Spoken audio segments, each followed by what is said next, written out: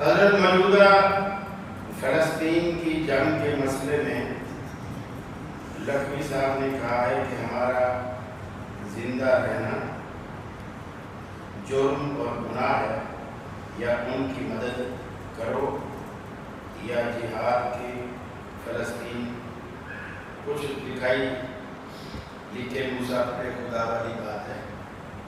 بہرحال جو میں سمجھا لکھوی صاحب نے کیا کہا، جس سے میں یہی سمجھا مجھے کہ وہ کہتے ہیں جہاد کرنا چاہیے ورنہ ہمارا زندہ رہنے کا کوئی فائدہ نہیں، یہی مقصد ہے لکھنے کا۔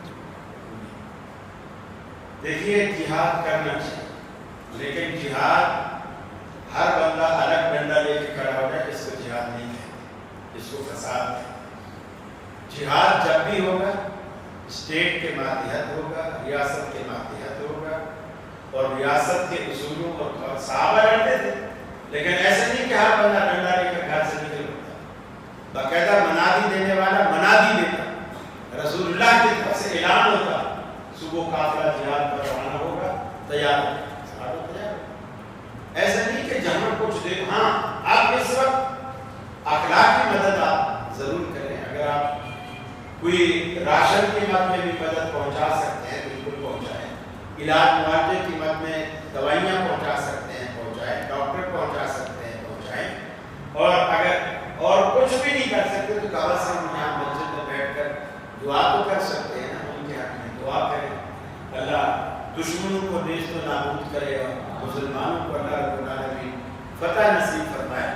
بہرحال اس وقت جو ہے وہ مدد کے مستحق ہیں، ہمیں ان کی مدد ہر طرح سے کرنی چاہیے، لیکن اسٹیٹ سے بغاوت نہیں کرنی چاہیے۔ اور کوئی ساتھی؟ السلام علیکم ورحمۃ اللہ۔ جن بھائی نے کوئی سوال کرنا ہو وہ سوال کر سکتا ہے۔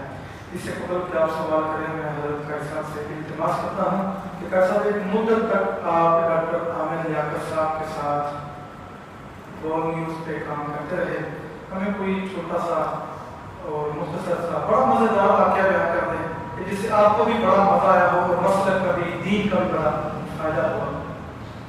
مزہ تو خیر سچی بات ہے کبھی نہیں آیا، ظاہر بات ہے 5-6 بندے گھیرے ہوئے ہوتے تھے، میں اکیلا ہوتا تھا، ٹائم بھی کم ملتا تھا، اور مجھے اپنی ساری بات اسی تھوڑے سے منٹ 1.5-2 منٹ کے اندر کرنی ہوتی تھی، اور اکثر میری بات کو بیچ میں کاٹ بھی دیا جاتا تھا۔ کئی باتیں ہیں ویسے تو، جیسے ایک سوال آیا کہ جی ایصال ثواب کے لیے ہمیں قرآن خوانی کرنی چاہیے، میں نے کہا نہیں کرنی چاہیے، حنیف قریشی کہنے لگے کرنی چاہیے، میں نے کہا دلیل، انہوں نے کہا کہ جی مسلم شریف میں ہے کہ قبر والوں کو عذاب ہو رہا تھا تو چلی اللہ کے رسول نے چلی کو چیر کے رکھا، اور پھر اللہ تعالیٰ نے ان کے عذاب میں تخفیف کر دی، کیونکہ وہ جو چھڑیاں تھیں وہ دعا کر رہی تھی، اور ان دعاؤں کا ایصال میت کو ہوا تو اللہ نے عذاب میں تخفیف کر دی۔ میں نے کہا حدیث تو تم نے صحیح پڑھی ہے، لیکن اس میں تم نے ملاوٹ کی۔ یہ حدیث میں کہا کہ چھڑیاں دعا کر رہی تھی، دعا تو اللہ کے رسول نے کی تھی، چھڑی آپ نے رکھی کہ مجھے اللہ کی ذات سے امید ہے جب تک یہ چھڑی ہری رہے گی اللہ تعالیٰ ان کے عذاب میں تخفیف کرے گا۔ خیر وہ نہیں مانا، کہنے لگا کہ ہے وہ کتاب میں ہے چھڑیاں کرو، میں نے اس بات کو چھوڑا۔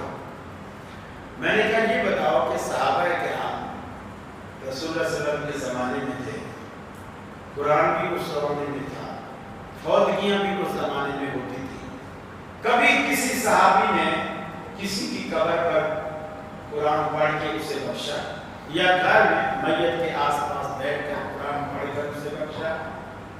تو ڈاکٹر عامر لیاقت صاحب کہنے لگے اللہ کے بندے وہ تو صحابی تھے، وہ تو صحابہ تھے، وہ تو بخشے بخشائے تھے، انہیں قرآن پڑھ کر بخشنے کی کیا ضرورت ہے؟ تو میں نے کہا پیر عبد القادر جیلانی تمہاری نظر میں گناہ گار تھا؟ کہنے لگے نہیں۔ تو پھر میں نے کہا ہر مہینے 11ویں شریف ان کے نام کی کیوں بخشواتے ہو تم لوگ؟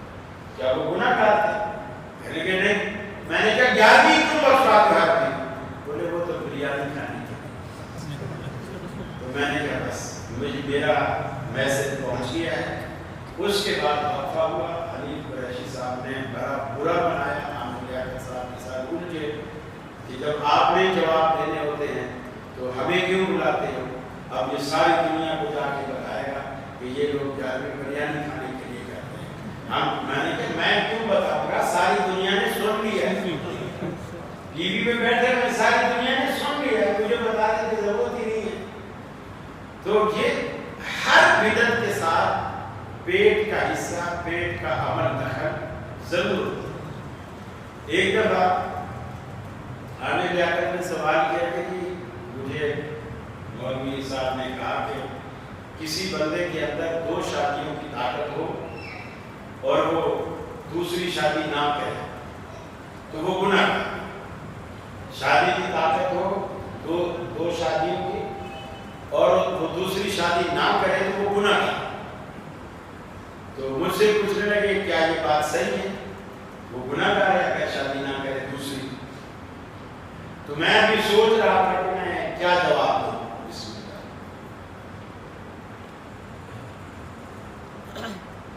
اب مزیدار پانی آیا.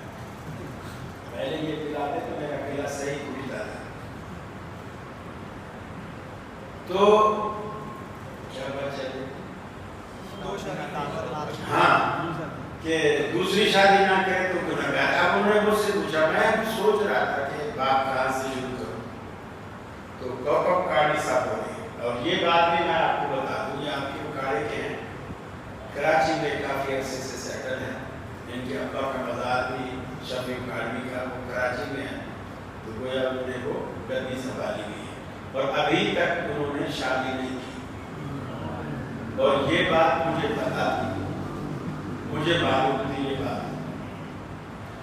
تو ڈاکٹر صاحب نے جب یہ سوال کیا تو وہ کاڑوی صاحب فوراً بیچ میں بول پڑے, ڈاکٹر صاحب آپ ان سے کیا پوچھتے ہو, یہ تو ہر وقت خود کٹ میں رہتا ہے, 2 انگوٹھیاں پہنی ہوئی ہیں اور ایک میں ہیرا لگا ہوا ہے, اور یہ میچنگ کے کپڑے پہنتا ہے, میچنگ کی باسکٹ پہنتا ہے, اور میچنگ کا چشمہ لگاتا ہے, وغیرہ وغیرہ. اس طرح اس نے 3-4 باتیں کی. اس کا تو بہت اپنا دل چاہتا ہوں, اس طرح اس نے طنز کیا. تو مجھے معلوم تھا کہ میں تو بالکل شادی شدہ ہوں, یہ تو ابھی تک ایسے رڑوائی پھر رہا ہے اور ان کا اعتراض لوگ پہ کر رہا ہے. تو میں نے جب ڈاکٹر صاحب نے کہا کہ جی کیسے, میں نے پھر میری طبع میری جوانی سے ایک عادت ہے, شاعری سے تھوڑا شرف ہے, اس طرح کے اشعار ذہن میں رہتے ہیں. ایسے مجھے کوئی سنے تو وہ نہیں سنا سکتا, لیکن کوئی موقع ہو تو اللہ تعالیٰ خود ہی ذہن میں ڈال لیتا ہے وہ بات اس موقع پر. میں نے کہا خدا کی قسم میں تمہارا نہیں, ایک لہر ہوں میں کنارہ نہیں, یہاں تک تو کسی کی بات سمجھ میں نہیں ہے. خدا کی قسم میں تمہارا نہیں ہوں, ایک لہر ہوں میں کنارہ نہیں ہوں. تم دیکھتے ہو کیوں مسکرا کر مجھے, میں شادی شدہ ہوں تمہارا نہیں. پھر تو سارے بچنے نے جناب وہ تاریخ بجائی وہ کاڑ بھی ایسے منہ کر وہ حیران تھا کہ اس کو یہ کیسے پتا چلا کہ میں کمہارا. تو بعض دفعہ یعنی اس طرح کی باتیں ہوں, باقی تو دنیا میں لوگ دیکھتے رہتے ہیں, سنتے رہتے ہیں, اور سچی بات ہے وہاں جو کچھ ہم کرتے تھے وہ پیچھے آپ دوستوں کی دعائیں ہوتی تھی, ہر گھر دعائیں دے رہا ہوتا تھا الحمدللہ, اور انہی دعاؤں کے نتیجے میں اللہ رب العالمین سکون کرتا تھا. الحمدللہ سکون ہو گیا. کوئی سوال؟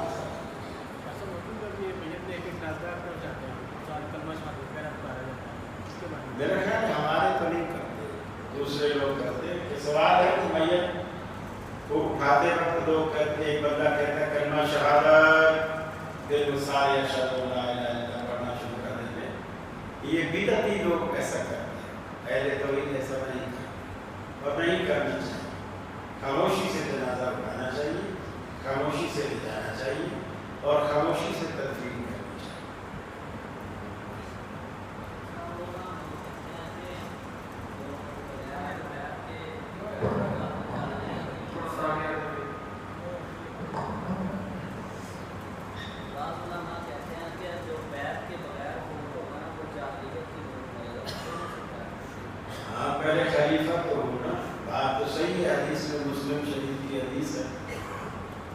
وہ یہ ہے کہ جب ایک قوم کا خلیفہ مسلمانوں کا منتخب ہو جائے، کوئی دوسرا شخص کہے کہ میں اس کی بیعت نہیں کرتا اور وہ اسی حالت میں مر جائے تو وہ جاہلیت کی موت ہو جائے گا۔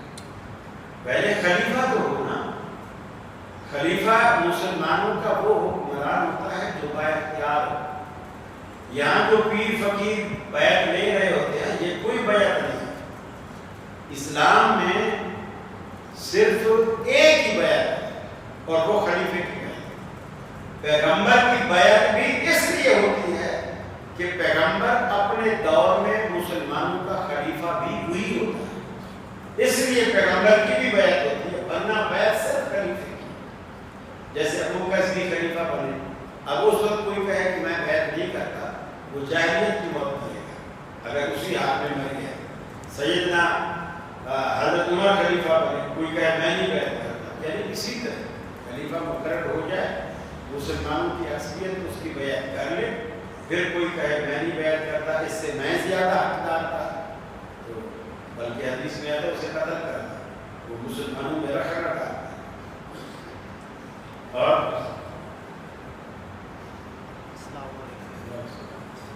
میں نے آپ کا انگوٹھے جوڑنے سے متعلق کلپ سنا تھا، وہ آپ نے نا بچے کی مثال دی تھی، وہ سمجھ نہیں تھی آ سکتی، وہ وضاحت فرما دیں۔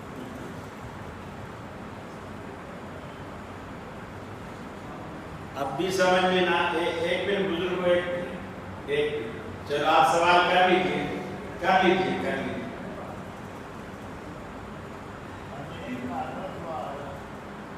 مکمل طور پر سن لیتا تھا اس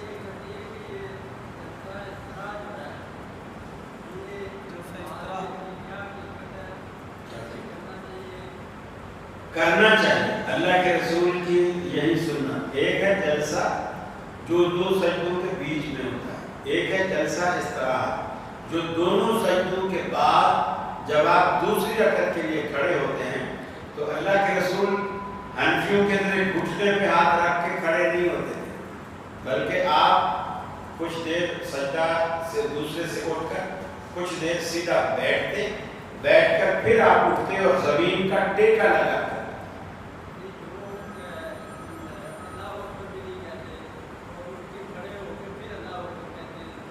کون؟ امام اس لیے کھڑے ہو کے کہتا ہے کہ اگر وہ اٹھتے وقت کہہ لے نا تو پیچھے ماشاءاللہ جوان اتنے پھرتیلے ہوتے ہیں، یہ امام سے پہلے کھڑے ہو جائیں۔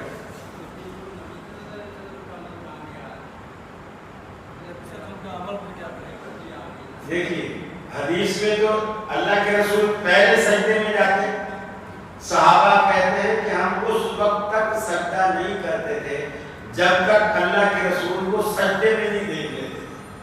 اب آپ تو سجدے میں جا کے جب ہی اللہ پر کہیں گے جب ہی صحابہ نیچے جا رہے، تو اس میں حدیث کے خلاف نہیں ہے، یہ حدیث کے مطابق ہے۔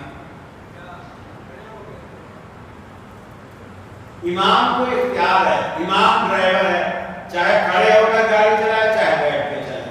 آپ سواریاں ڈرائیور کو پابند نہیں کر سکتے، گاڑی اس کے ہاتھ میں ہے، اسٹیئرنگ اس کے ہاتھ میں ہے، چابی اس کے ہاتھ میں ہے، آپ پر پیچھے بیٹھ کے اے سی کے مزے لیں اور سوئیں۔ بتائیں کون سا عمل؟ وہ حدیث تو نہیں مجھے نا کہ اللہ کے رسول نے کہا بیٹھ کے پھر اللہ اکبر بولو۔ ہاں ہاں ہاں، یعنی آپ کہہ رہے ہیں کہ امام استراحت نہیں کرتا تو وہ غلط کرتا۔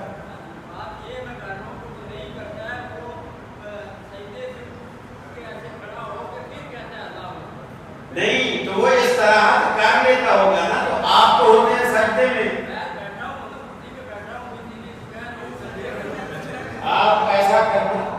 یہ میں ان سے درخواست کرتا ہوں کہ کل کو بالکل آپ کو اپنے پیچھے کھڑا کریں تاکہ یہ آپ دیکھیں کہ جلسہ استراحت کرتے ہیں کہ نہیں کرتے ہیں۔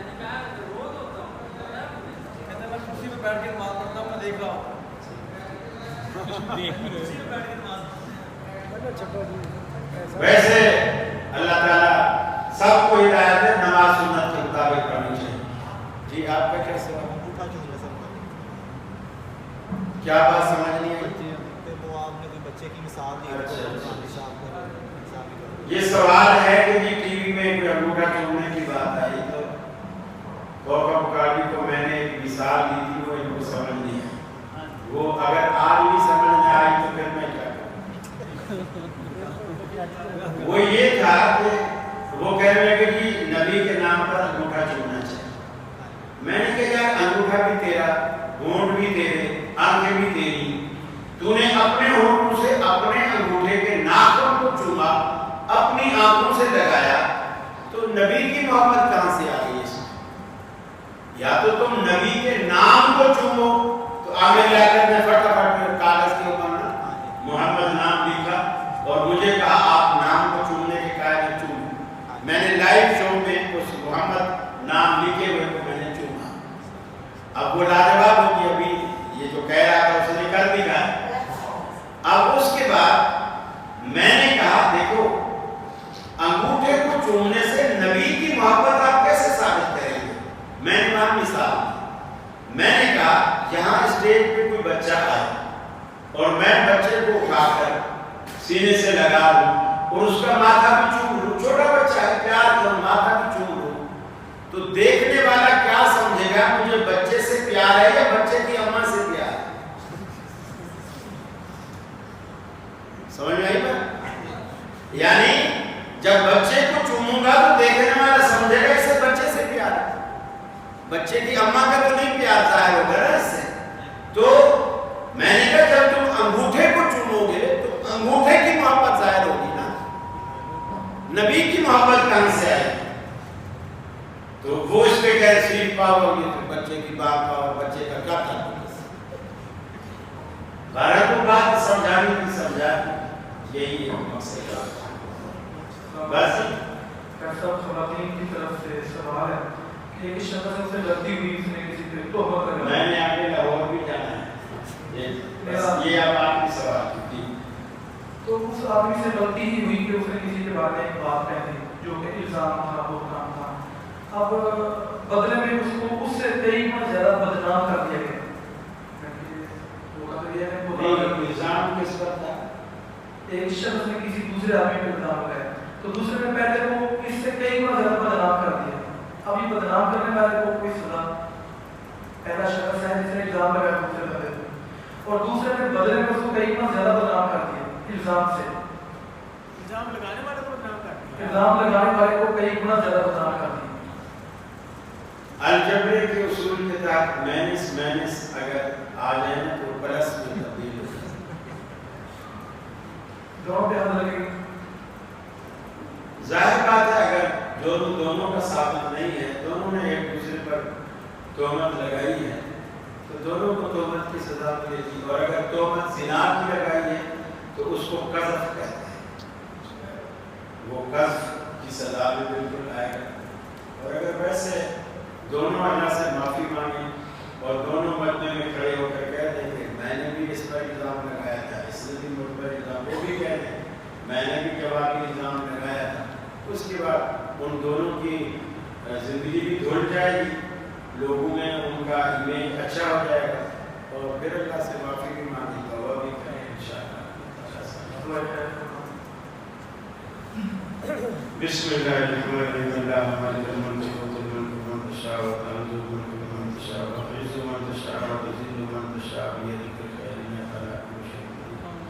अल्लाहुम्मा सल्लि अला मुहम्मद व अला आलि मुहम्मद व सल्लि अला इब्राहीम व अला आलि इब्राहीम अल्लाहुम्मा बारिक अला मुहम्मद व अला आलि मुहम्मद व बारिक अला इब्राहीम व अला आलि इब्राहीम इन्नका हमीदुम मजीद। या कादिर हाजात इत्तिहाजातिना या कादिर हाजात इत्तिहाजातिना अल्लाहुम्मा शिफ़ाना क़दर मुस्लिमीन अदब बासरत नास व शिफ़ा शाफीना शिफ़ा ला शिफ़ा शिफ़ा ला इबाद मुस्तक़िम। अल्लाह तमाम परेशान हालों की परेशानियां दूर फरमा, अल्लाह तमाम बीमारों को शिफा कामिला आजिला नसीब फरमा, अल्लाह बे औलादों को औलाद अता फरमा, अल्लाह जिनको तूने औलादें दी हैं उनकी औलादों को नेक और साले बना, अल्लाह तमाम मुसलमान बच्चों को उनके माँ बाप की आंखों की ठंडक बना, उनके बुढ़ापे का सहारा बना, उनकी आखिरत का ज़ख़ीरा बना। अल्लाह तमाम मुसलमान माँ बाप को उनके बच्चों और बच्चियों की خوشیاں دیکھنی نصیب فرما اللہ تمام مسلمان والدین کو ان کی اولادوں کی خوشیاں دیکھنی نصیب فرما اللہ ہمارے بڑے بزرگ جو توحید پہ فوت ہوئے اللہ ان کی مغفرت فرما انہیں کروٹ کروٹ جنت نصیب فرما ان کی قبروں کو وسعت عطا فرما انہیں عذاب قبر اور عذاب جہنم سے محفوظ فرما اللہ جب تک ہمیں دنیا میں رکھے اسلام اور ایمان پہ قائم رکھ اللہ وقت و کلمہ نصیب فرما اپنے نبی کے دست مبارک سے آب کوثر نصیب فرما اپنے نبی کی شفاعت نصیب فرما ربنا آتنا فی الدنیا حسنہ وفی الآخرۃ حسنہ وقنا عذاب النار اے الہ العالمین جنہوں نے تیرے دین کی سربلندی کے لیے تیرے ذکر کے لیے تیری توحید کے لیے یہ پروگرام منعقد کیا اے الہ العالمین ان کی زندگیوں میں عمر میں مال میں اولاد میں برکت عطا فرما اللہ جن لوگوں نے یہ پروگرام سنا الہ العالمین ہم سب کو عمل کی توفیق عطا فرما اللہ ہم سب جتنے بھی حاضرین ہیں مرد عورت تیری دربار میں جس نے بھی ہاتھ اٹھا رکھے اللہ ان کی جوڑیاں بن دے